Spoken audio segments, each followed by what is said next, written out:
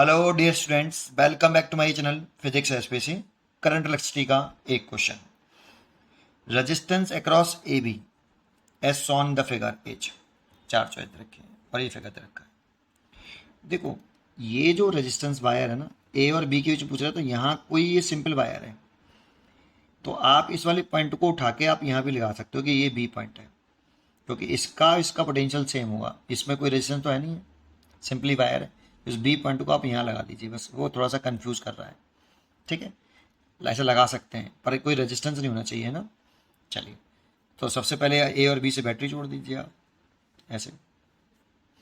फिर आपको इसमें ये व्हीटस्टोन ब्रिज दिखाई देगा आपको, बस ये चेक कर लेना है कि बैलेंस है कि नहीं। अच्छा, यहाँ 2 ओम रेजिस्टेंस और है। तो देखो, पहले आपको यहाँ से करंट बैटरी जोड़ी, तो इसका पोटेंशियल 0 वोल्ट मान लो। तो इसका 0 है तो इसका भी 0 होगा, क्योंकि इसमें कोई रेजिस्टेंस है नहीं। कोई रेजिस्टेंस नहीं, तो इस जगह का जो पोटेंशियल है वो 0, तो 0 वोल्ट। और यहाँ का V वोल्ट होगा। ठीक है, अच्छा, क्योंकि पोटेंशियल डिफरेंस हमने V माना है, तो इन दोनों पॉइंटों का पोटेंशियल डिफरेंस V हो गया। अच्छा, अब देखो, यहाँ से जब करंट चलेगी तो इस वाले पॉइंट का कुछ पोटेंशियल मान लो आप, जैसे आप X मान लो, और इसका कुछ मान लो Y। ये पोटेंशियल माना है, पोटेंशियल है ये। तो देखो, इस ये जो रेजिस्टेंस है, इसके एंड के क्रॉस पोटेंशियल डिफरेंस है V माइनस एक्स, और इसके भी V माइनस एक्स। तो ये और ये पैरेलल में हो गए, पोटेंशियल डिफरेंस सेम है। देखो, इसके cross potential difference V minus x, और इसके क्रॉस देखोगे तब भी V माइनस एक्स। अगर पोटेंशियल डिफरेंस सेम हो तो ये पैरेलल में हो गए। ऐसे सिमिलरली इसके इस रेजिस्टेंस के अक्रॉस जो पोटेंशियल डिफरेंस है वो x माइनस के 0, और इसके अक्रॉस भी देखोगे तो x माइनस के 0। तो ये और ये भी पैरेलल में हो गए। तो आप पहले इन दोनों का पैरेलल कॉम्बिनेशन करके एक बना लो, और इधर इन दोनों का पैरेलल कॉम्बिनेशन करके एक बना लेते हैं। तो देखो, 4 और 4 का पैरेलल कॉम्बिनेशन करेंगे तो r डैश इससे कर लेंगे r1 upon r2 over r1 plus r2। ये 2 के लिए सही होता है। ऐसे ये होता है ना, 1 upon r dash parallel combination ऐसे तो करते हैं, 1 upon r1 plus 1 upon r2। LCM लेके सॉल्व करोगे तो उल्टा करोगे तो ये आ जाएगा, लेकिन ये 2 के लिए सही होता है। 3 के लिए आएगा तो इसी से करना पड़ेगा, 1 अपॉन r3 करके। इसे 2 के लिए हो तो इससे आसान हो जाता है थोड़ा, है ना। तो कर लो, तो r डैश इन दोनों का कर लेते हैं।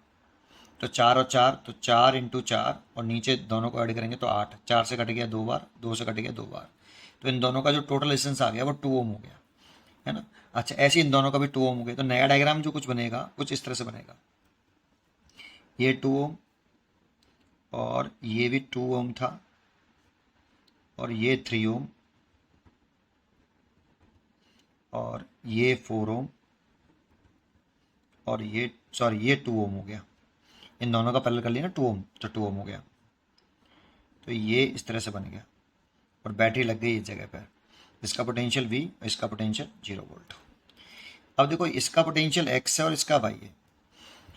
तो देखो, अगर इसको तुम रीड्रॉ करना चाहो ना, तो रीड्रॉ करके आप व्हीटस्टोन ब्रिज की शेप बना सकते हो इसमें। कैसे कि यहाँ पर V मान लो, यहाँ पे 0, और यहाँ पे X मान लो, यहाँ पे पोटेंशियल Y। तो देखो, ये वाला 2 ओम रेजिस्टेंस V और X के बीच में, तो V और X के बीच में जोड़ दो 2 ओम, ये वाला।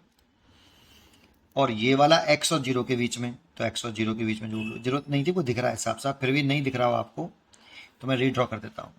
ये भी बना दिया। ये V और Y के बीच में, V और Y के बीच में ये 2 ओम, ये ना दिया। ये भी 2 ओम ही है ना। तो ये 2 ओम हो गया, 2 ओम 2 ओम 2 ओम, तो ये बैलेंस व्हीटस्टोन साफ दिख रहा है। ये 2 ओम, ये Y और 0 के बीच में, और ये X और Y के बीच में 3 ओम। तो इसे P मानते थे हम, इसे Q, इसे R, और इसे S। देखो, इसका रेशियो और इसका रेशियो बराबर है, या फिर इसका मल्टीप्लाई और इसका मल्टीप्लाई बराबर है, या इन दोनों का रेशियो और इन दोनों का रेशियो बराबर है।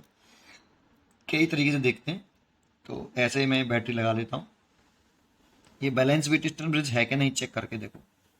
आप ऐसे लिखते हो P अपॉन Q का रेशियो, मैं इसका रेशियो लिख रहा हूँ, इक्वल टू P और Q का रेशियो और इसका रेशियो RS, ये इक्वल है।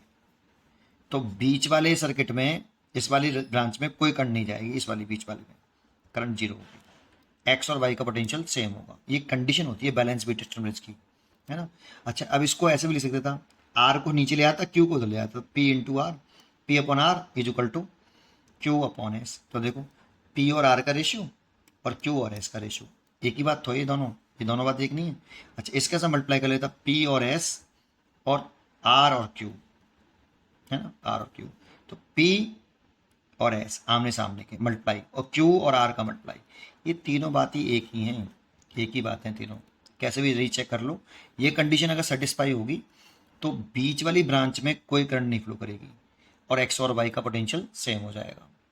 अच्छा दूसरा, अगर ऐसा हुआ तो ये रेजिस्टेंस यूजलेस हो गया, इसमें कोई करंट नहीं जा रही और आपको इक्विवेलेंट रेजिस्टेंस पूछ रहा है, तो ये दोनों सीरीज में हो गए देखो, क्योंकि यहाँ से करंट चलेगी ऐसे, तो ऐसे करंट डिवाइड होगी, इसमें I1 इसमें भी I1 और इधर की तरफ इसमें I2 और इसमें भी I2, तो ये दोनों सीरीज में हो जाएंगे, 2 और 2 4 हो गया और ये दोनों सीरीज में होगा भाई, इस ये V है और ये 0 है, एक रेजिस्टेंस ये हो गया सीरीज में हो के नहीं, 4 ओम हो गया और ये सीरीज में हो गई तो ये भी सीरीज में हो गई 4 ओम। ये अब ये और ये पैरेलल में है, तो फिर दोबारा से ये लगा लो तो R इक्विवेलेंट निकल आएगा 4 इंटू 4 ओवर 4 और 4 8, ऐड कर लेते हैं, नीचे ऐड करते हैं 8 प्लस 8, ऊपर मल्टीप्लाई करते हैं, 4 से कट गया 2 बार, 2 से कट गया 2 बार, तो 2 ओम आ गया, इसलिए इसका आंसर हो गया ए 2 ओम। उम्मीद करता हूँ कि आपको ये जरूर समझ में आया होगा, पढ़ते रहिए और खुश रहिए। वैसे ये एक लाइन में बहुत शॉर्ट हो जाता, पर समझाने के लिए मैंने आपको पूरा डायग्राम बना के क्लियर कराया, ठीक है। चलिए पढ़ते रहिए और खुश रहिए।